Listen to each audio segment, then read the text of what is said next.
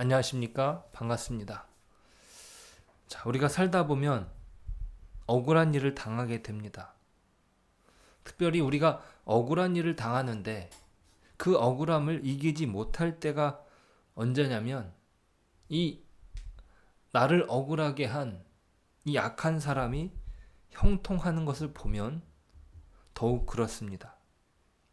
이 약한 사람이 나를 못되게 한 사람인데 오히려 더 잘 사는 것을 보는 것은 그것이 내가 믿음을 가지고 있는데 내가 신앙생활을 하고 있는데 그 사람들의 어떤 형통함과 비교할 때 내가 가지고 있는 어떤 것들이 다 작아지는 느낌이 드는 것이죠.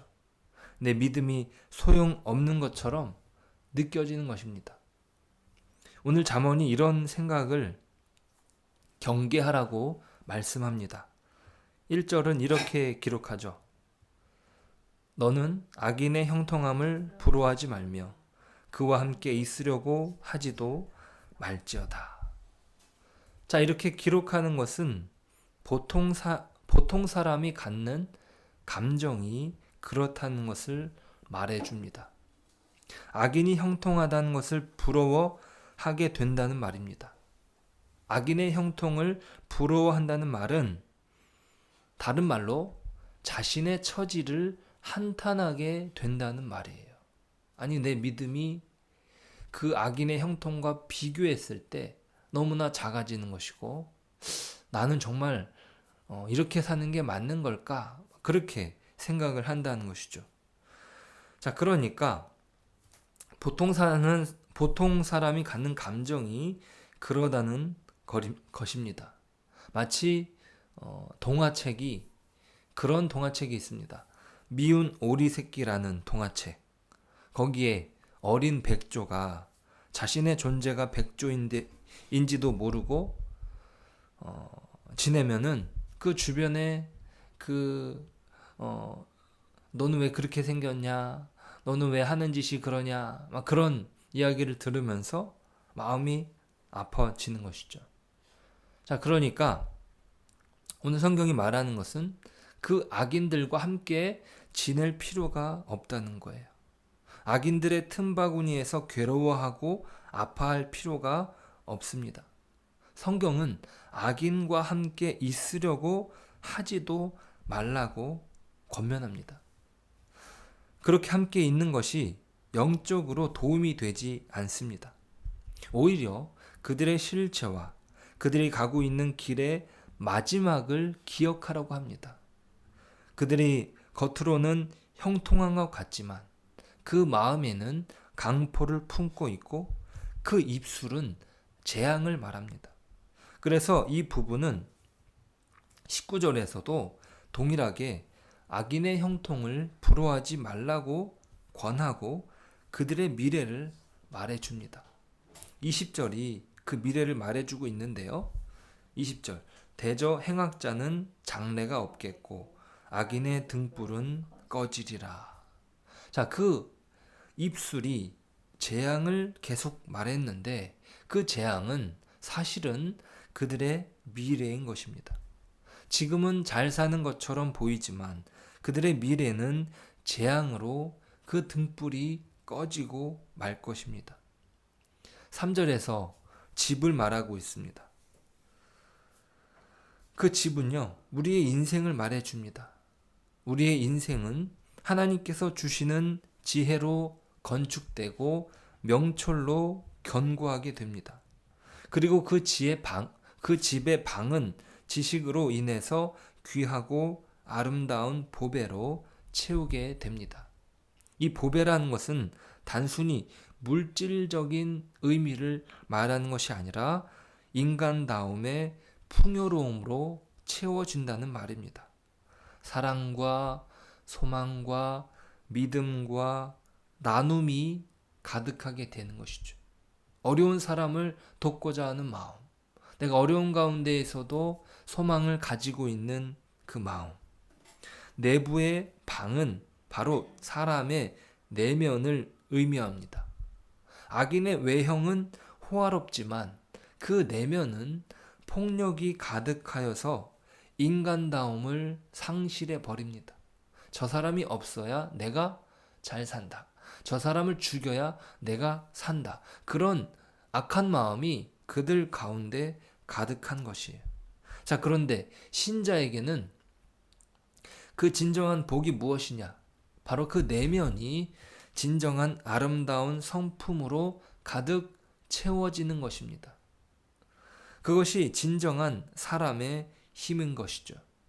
자, 5절에서 지혜 있는 자는 강하고 지식 있는 자는 힘을 더하나니 라고 기록되는 것은 바로 비교를 내포하고 있습니다.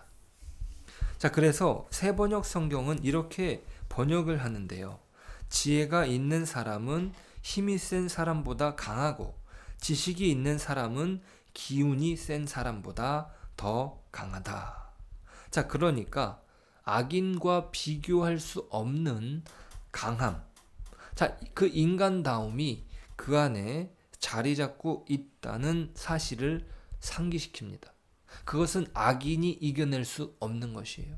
악인이 빼앗을 수 없는 것이 그 속에 자리를 잡고 있고 그것이 바로 강함이다. 그것은 바로 지혜가 주는 유익이요 달콤함입니다. 그래서 오늘 본문은 이것을 꿀로 표현합니다. 13절이죠. 내 아들아 꿀을 먹으라. 이것이 좋으니라. 송이꿀을 먹으라. 이것이 내 입에 다니라. 자, 이것은 바로 14절과 연결되어서 이해한다면 이 꿀이라고 하는 표현, 갑자기 왜 꿀을 이야기하나 라고 말할 수 있는데 이것은 바로 지혜입니다. 14절에 이렇게 나오죠. 지혜가 내 영혼에게 이와 같은 줄을 알라. 이것을 얻으면 정령이 내 장래가 있겠고 내 소망이 끊어지지 아니하리라. 맞습니다.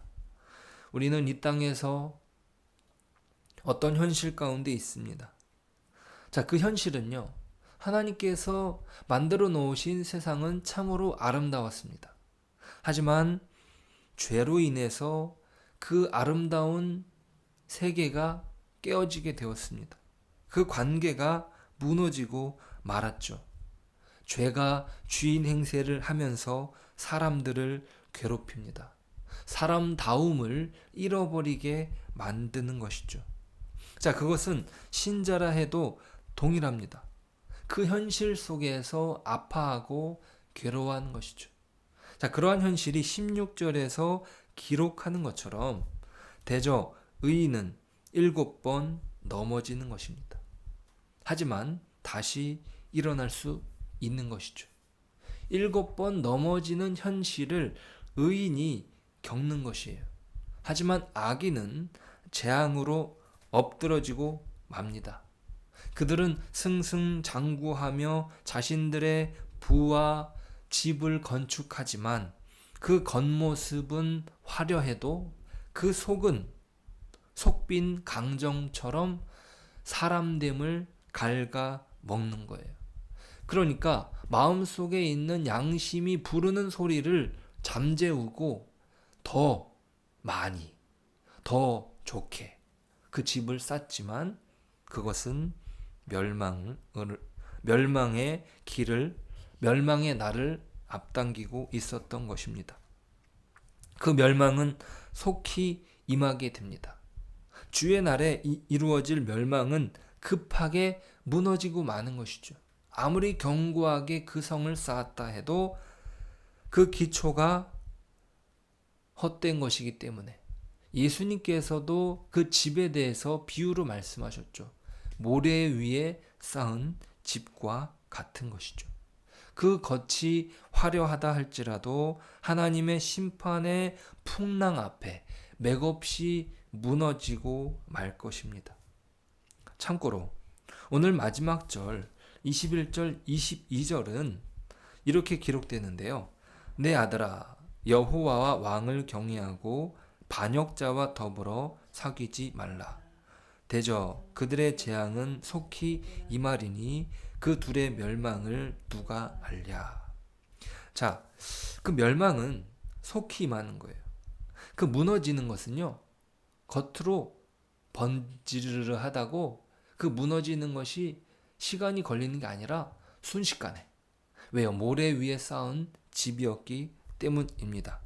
자, 그런데 개역 개정으로는 그 둘의 멸망을 누가 알냐라고 해서 이 둘의 멸망이 무엇인지 그 뜻이 분명하지 않습니다.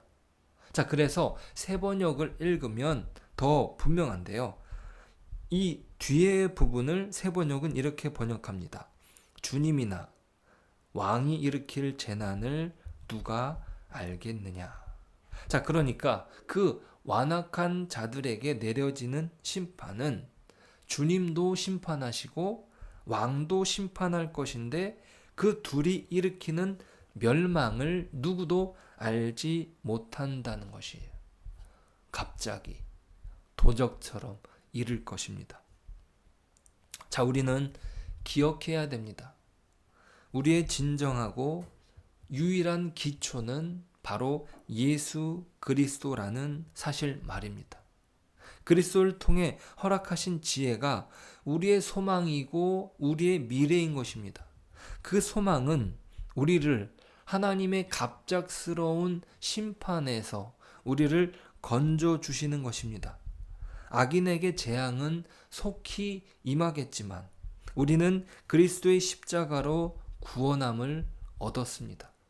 그 속히라고 하는 것은 그 기초가 모래이기 때문에, 그들의 악함이었기 때문에 와르르 순식간에 무너지는 것입니다. 우리는 그리스도의 십자가로 구원을 얻었습니다. 우리가 그 소망으로 오늘을 사는 것이고 이 소망을 이 땅에 우리는 흘려보내는 자로 부름을 받은 것입니다. 그것이 바로 우리가 가지고 있는 부요함입니다. 오늘도 그리스도께서 주시는 소망으로 우리는 이 땅에서 7번 넘어지더라도, 그리고 그 넘어지는 현실 속에서도 우리는 소망할 수 있습니다.